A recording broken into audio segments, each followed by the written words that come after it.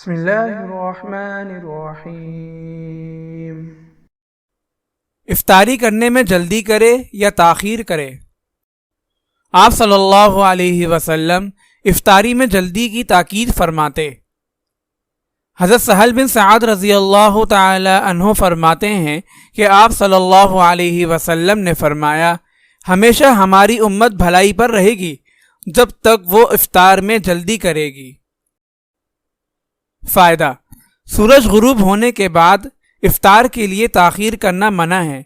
ذرا ٹھہر جاؤ، ذرا رکے رہو، 3-4 منٹ رک جانا، یہ سب احادیث اور سنت کے خلاف ہیں۔ جب سورج کا غروب ہونا یقینی معلوم ہو جائے تو پھر ٹھہرنا اور تاخیر کرنا منع ہے۔ اگر آپ اس صدقہ جاریہ میں شامل ہونا چاہتے ہیں تو چینل کو سبسکرائب کریں اور لائک اور شیئر کرنا نہ بھولیں۔ جزاک اللہ خیرا۔